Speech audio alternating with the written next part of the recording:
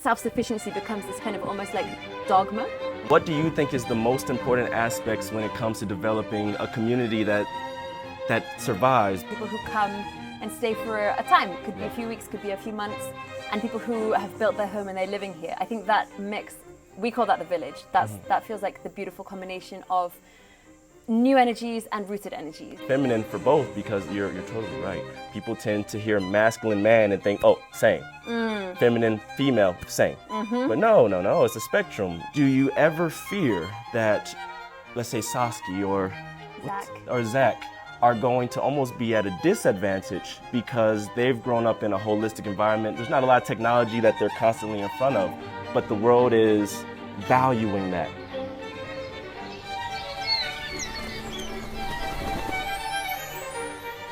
Firstly first, we're sitting here in Ecuador. I'm sitting with Elle. How do you say your last name, Elle? McIntyre. McIntyre.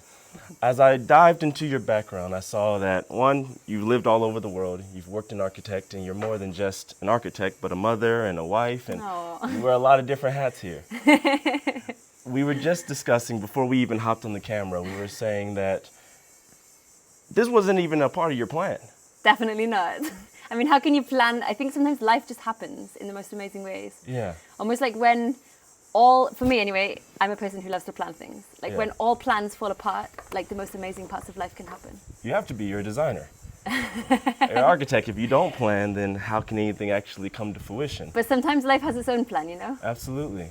Well, when do you think was the switch? Because from what I'm understanding, you were going the modern stereotypical route, which is build, create a life for yourself, then maybe you become a mother later on, but yes, that's definitely. not for certain. What do you think changed that for you to say, this isn't my route, but my route might be living in a place like Ecuador? Well, I definitely remember getting my dream job in an architecture practice and being there for a few months. It was after I'd been traveling. Yeah. And people would say to me, don't worry, you're going to get used to it. And I was like, this is not what I want to get used to. Like, life can be so much more, surely, than being in an office all day. Is this in South Africa? This is in the UK. This is Okay. before South Africa. So then I started looking for alternative practices, interesting experiences. And I came across a practice in South Africa called natural architecture.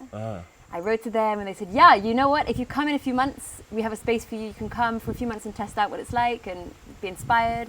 And I was there for 3 years. Okay. Like the most amazing experience. Yeah. Then I came back to the UK to help the design and building of a house for my brother who had cerebral palsy. He's in a wheelchair. Gotcha. And literally we did a design, we were ready to start building, and he died in that exact moment. Ooh. So it was kind of like, whoa. Like literally life took this kind of huge pause of like, what is almost this a about? reality check. Super reality check. Like, Yeah. what is the point of this anyway? And what am I doing in the UK? And what do I actually want to do? Like, what is the purpose? Like I had this huge kind of question around purpose. And at that moment I met Sergio, and this project started kind of being a possibility. Let's go to Colombia, let's explore building with bamboo, let's be intense for a while and see what happens. And being here, it was like, wow, this life feels so full of life, so full of energy. Right? I know. A little bit more milk. And yeah, and before that I had definitely not thought about having kids at all. Yeah. Like the opposite. It was kind of, what the world needs is improved architecture, improved systems, better cities, better food strategies. Kind of, the world doesn't need more people, right? Exactly. And it was being here, living in tree tents, being really connected with the earth, building with our hands. And I thought, if children could grow up in a place like this, if this is the kind of future we can create as like normal for That's people. holistic. Exactly, that's what the world needs. That's what the world needs, is that people who are inspired by life, people who feel connected to the earth, that's the future. Like, they are going to create the future. And so then we were like, wow, This is it. that's our family. That's what we're doing. So you start in the UK. Yeah. And the UK, from my belief, is a cold place. Yeah. The temperature's cold. It's very So it creates an individualistic almost mindset, because survival has been the foundation of their history. But then you go to South Africa, which has, you lived in Cape Town at some point. Cape Town has a lot of European influence, but it also has the warmth. African warmth. Yeah. But then now you're in Colombia, Which is which warm, is warm, warm. even more warm. How do you see the difference in the way that community is orchestrated or nurtured in comparison, and how have you balanced that? Because you have your own foundation, which growing up in the UK to now living here and building a family. How do you balance it, and what do you think is the most important aspect that you've taken in for cultivating this place? I love that question. Well, I would say warmth, like opening the heart to people to enjoy what comes, like the spontaneity, the flexibility. So maybe we do have sense of like the direction we're going in, but then I don't know, maybe someone pops up into the project and suddenly we end up going and making beehives. We hadn't kind of thought about making beehives, but it's wonderful. Interesting. It's like the kind of flexibility, the spontaneity, the warmth, the joy. I think the joy of life. Like I feel the me of 15 years ago living in the UK was much more like future oriented. Yeah. And I was living in the future. I was living in my head. I feel I was a lot more cold. Like to give a hug to someone would be just to a really close friend, but not to like a say stranger. hey to someone. Right. Yeah. Going to South Africa was like, wow, I felt like there's almost like you need to first step over something and then you're really close to someone. What do you mean by that? Like I felt like I could meet someone and it could be a nice chat. People are a little bit warmer than what I had been used to before. But still, it feels kind of like you're a stranger. And then suddenly, if there's a connection, then joining in to their lives, I don't know, like you're invited to the house. And as soon as you're invited in, there's a warmth. You're there. There's a super warmth. It's not kind of like still there's a distance. There's a lot of warmth. That was really inspiring. So you kind of was able to get a healthy middle ground Yeah. going to South Africa, and then that bridged you to Colombia. Yeah. What's the difference here then? No, here there's a lot more warmth.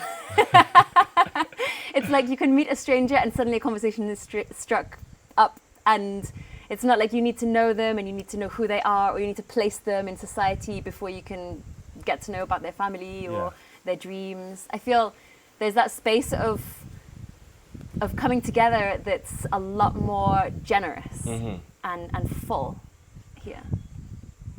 The world that we're developing with, AI and modernity to a whole, it is cold. It is very cold. Very individualistic. Yes. But yes, it's that. We also value that in the capitalistic mindset.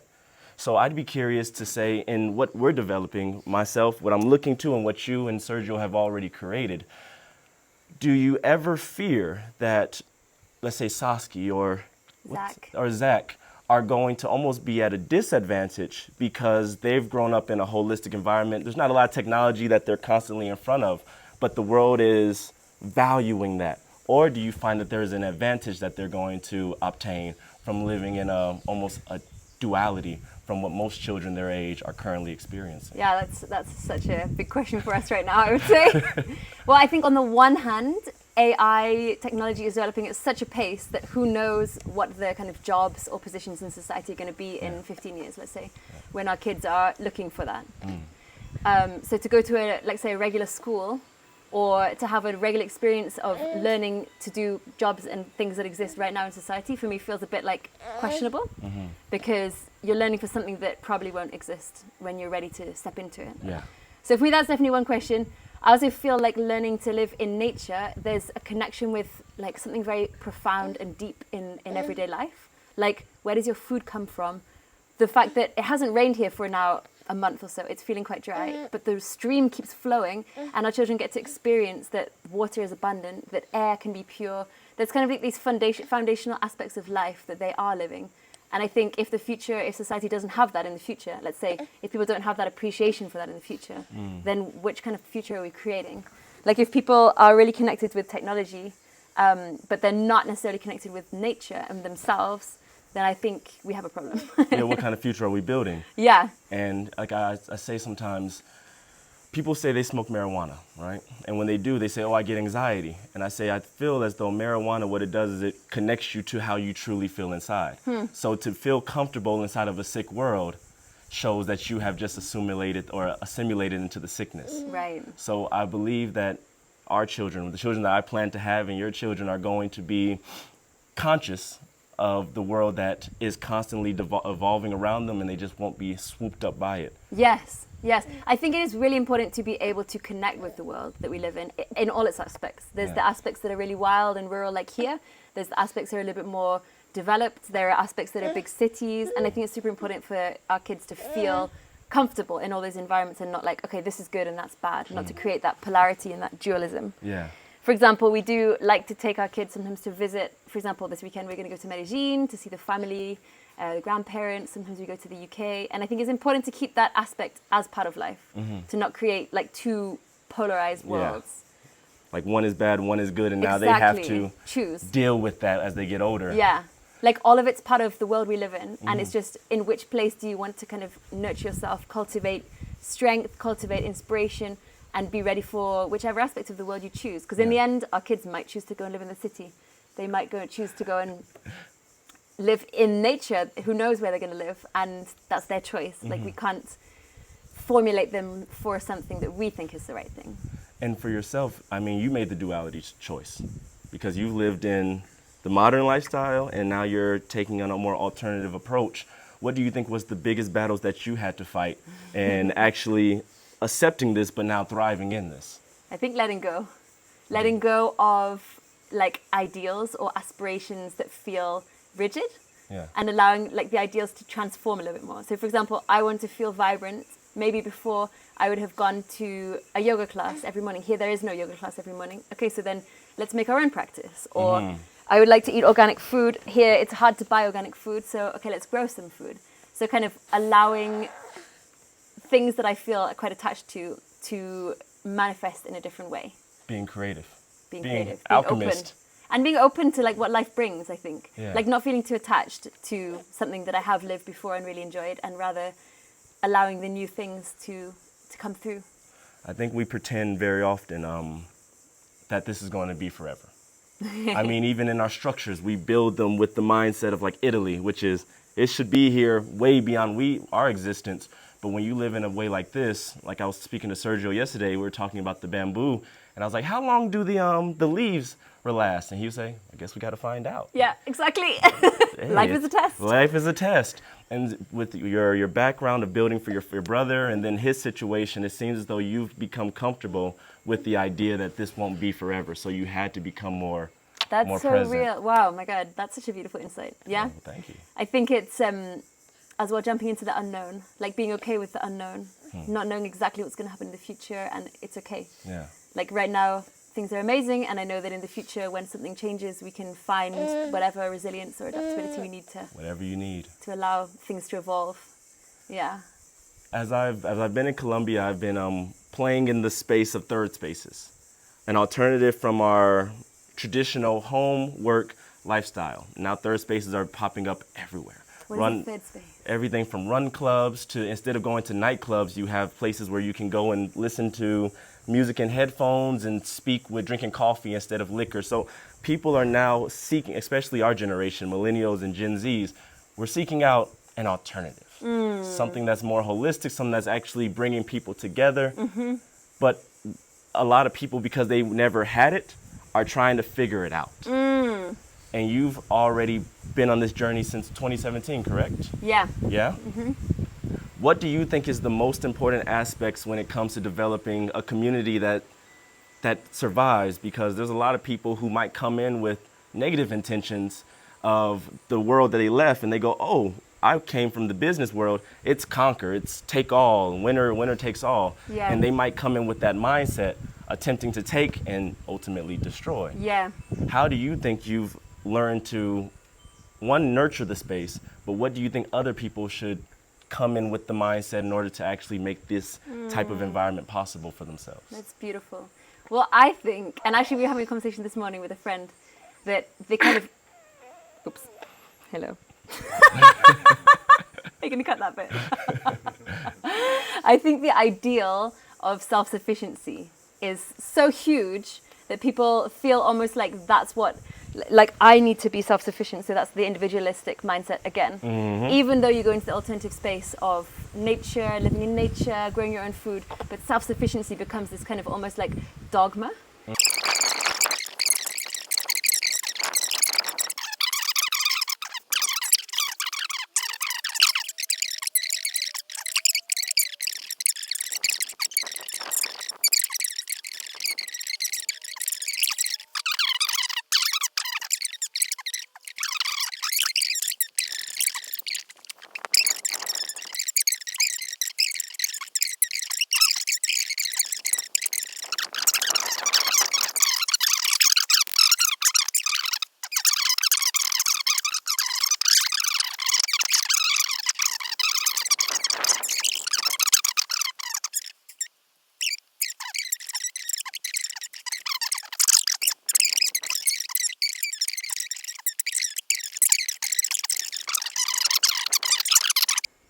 my food is better off in my neighbor's belly than in the trash can. Aw, right, totally. My God. Yeah, that says And it all. so that's kind of where you're coming from. I would be curious to understand, what do you think masculinity and femininity are in terms of energy forces, and how do you think you balance them? Because how do you think you balance them before I put any type of seedlings there? Wow. Okay, so that's really interesting, especially in the space of relationship as a couple, and relationship to a project, relationship to a family, relationship to a land. I mean, there's so many different relationships that are part of each person's life, right? At all times. And to yourself.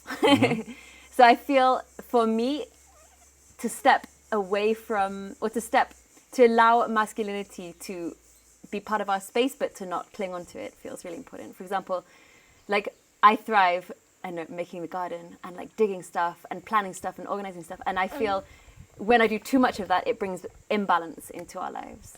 It's almost like I need to live in a space of femininity and a space of masculinity, and my partner also needs to live in both of those spaces, and our home space needs to live in both of those spaces. So it's kind of like looking for how is all of that in balance. And so I definitely find that having like days off, like finding balance in life can be quite difficult when there's so many fronts to kind of attend to and so many things. But literally like having a morning and going to the stream and just enjoying being with our kids, for example, brings to me like a real sense of flow and a relaxing energy, which I think is like more of the feminine quality. Yeah. And that helps to balance out my kind of desire of like, okay, I want to make the garden super productive now. Yeah. And allow it to happen in its own rhythm, for example. Okay, so in your sense, femininity is the ability to flow with the present, while masculinity is almost an attempt to dominate is a loaded word, but it is to impose your view on the present. Or to organize, to bring clarity, to allow something to flourish through whatever you can bring to it. To plant the seeds, maybe. Do you find it interesting that in this space, a majority of the residents in this area are women? It's interesting, isn't it? Was that intentional? Funny. No, not at all. Okay. I mean, it's interesting. I would say at the beginning we were just our family. And definitely we looked at these questions of what is femininity, what is masculinity, how do we balance that in our project. For example, our design process, I find really interesting example of femininity and masculinity. Would you like to be with your daddy for a little bit?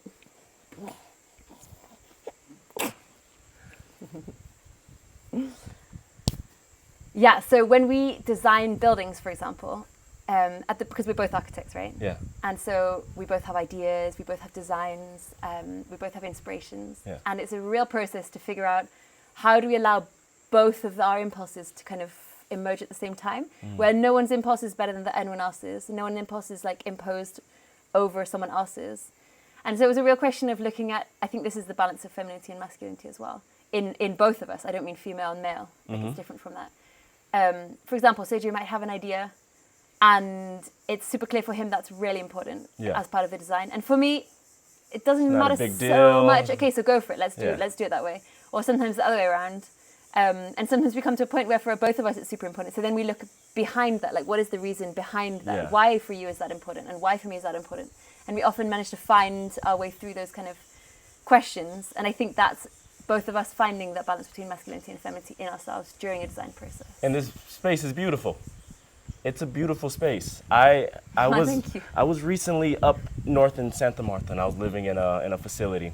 And the way that it was developed is they were given the land by an investor, and it was just guys living there at first. Oh, wow. And the guys were building on it for a couple of years, only 2 forks. They were really struggling. I know you guys lived in a tent in a tree for 18 months, so you understand that aspect, but it was just guys. And their vision was, let's go, let's get it done. Wow. We don't really have time to design more so than to construct. Wow, that's interesting. And so when you look at the difference between your place and their place, it's night and day. It's night and day. But now they have children and there's women that are there. But because it was founded off of the mindset of the masculine archetype of construction rather than design, I was having a conversation with the man and his wife, and she was saying, well, if I would have been the one to do it, then I would have taken more time to plan. But they just wanted to go, and Yeah. now we're here. Yeah. And so it seems like because the masculine and the feminine for both, because you're totally right. People tend to hear masculine man and think, oh, same. Feminine, female, same. But no, it's a spectrum. Men have masculinity and femininity, and they move up and down the spectrum depending on what is necessary Totally. in the moment. Totally. And because you guys have what sounds like a cohesive relationship where there is femininity when it's necessary and masculinity, the driver versus the collaborator. Yeah. Well, you guys were able to create something that holds both essences, structure while also having beauty. Oh, thank you. I love what Thank you're you. doing. Thank you. Well, before I let you go, is there, I would like to have the last person ask a question to the next person. Is there a question that you would like for the next person on this podcast to answer? Wow, that's a beautiful question. I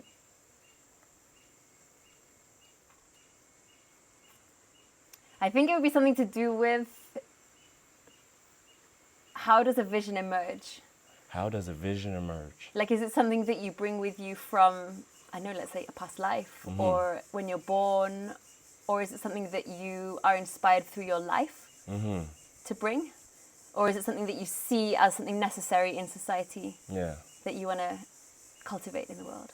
Almost. Where does the vision come from? Nature, nurtured, or inherited? Right, for example. Inherited, spiritual. Yeah. I got you. What's next for Ekwa? What's next for Ikawa? Yeah. Wow. Well, definitely we're growing in the sense. So the first years here were like building with design, but a lot of building. And now we're really in a phase of let's grow more food. Okay. And let's grow more community. So we're really in a space of connecting with more families. The project for kids is growing beautifully, and that's something that started only very recently, like I would say 6 months ago or 9 months ago. Yeah. And that's blooming, and I can see it evolving and as well. Definitely we'd like to continue with running bamboo workshops because that's something like at our heart, but we don't see really the need to build so much right now. So it's almost like this kind of duality of we love building so much. Yeah.